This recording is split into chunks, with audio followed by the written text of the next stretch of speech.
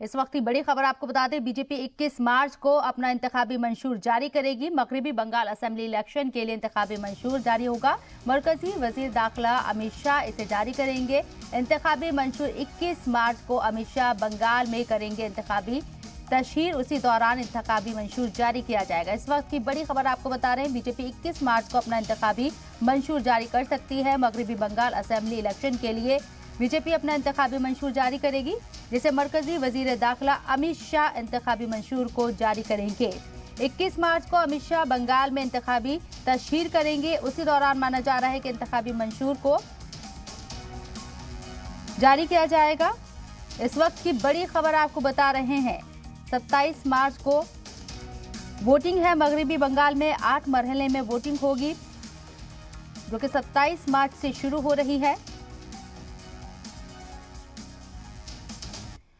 पूजा मेहता कोलकाता से हमारे साथ जुड़ गई हैं, उनका रुख करते हैं। पूजा, जानना चाहेंगे, बीजेपी की जानिब से 21 मार्च को मैनिफेस्टो जारी करने का कहीं ना कहीं दावा किया जा रहा है, बड़ी खबर आ रही है, अभी आपके पास क्या अपडेट है? देखिए, आपको बता दें, बीजेपी की तरफ से कहा जा रहा है कि 21 तारीख को गृह मंत्री अमित शाह जब पश्चिम बंगाल के दौरे पर पहुंचेंगे, तब पार्टी का घोषणा पत्र बंगाल विधानसभा चुनाव के लिए जारी किया जाएगा। आपको बता दें कि गृह मंत्री अमित शाह इस दिन 21 मार्च को ही ईस्ट मिदनापुर में एगरा में एक जनसभा को संबोधित करेंगे और उसके बाद कोलकाता जाकर जो है घोषणा पत्र जारी किया जाएगा। शबनम जी बिल्कुल, जैसे कि टीएमसी ने अपना जो घोषणा पत्र था जारी किया था, मैनिफेस्टो जारी किया था, कई लोक लुभावन वादे किए गए थे, उसमें दावे किए गए थे। क्या बीजेपी के मैनिफेस्टो में भी ऐसा कुछ नजर आ सकता है?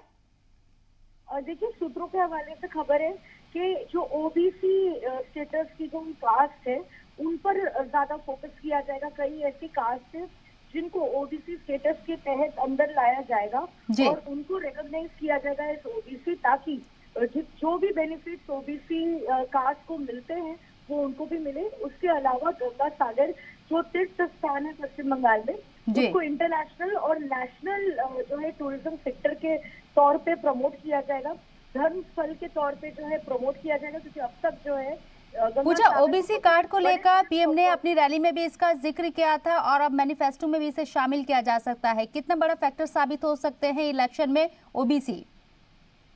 बिल्कुल, ओबीसी एक बड़ा वोट बैंक है पश्चिम बंगाल में।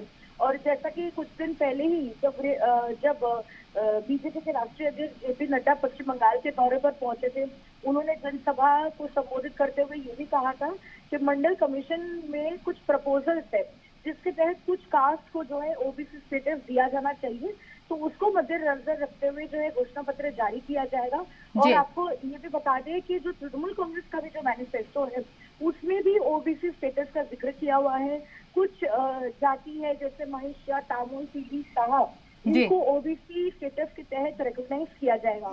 तो कुल मिलाकर दोनों पार्टी जो है ओबीसी कास्ट को अपने पक्ष में लेने की कोशिश कर रही है बंगाल विधानसभा चुनाव में। चलिए, बहुत बहुत शुक्रिया आपका तमाम जानकारी हम तक पहुंचाने के लिए। तो बीजेपी 21 मार्च को अपना इंतखाबी मंशूर जारी करेगी। क्या कुछ इसमें लोक लुभावन वादे किए जाते हैं, इस पर सबकी नजर बनी हुई है, लेकिन माना जा रहा है कि ओबीसी कार्ड कहीं ना कहीं खेला जाएगा इस मैनिफेस्टो में बीजेपी की तरफ से, जो 21 मार्च को जारी किया जाएगा।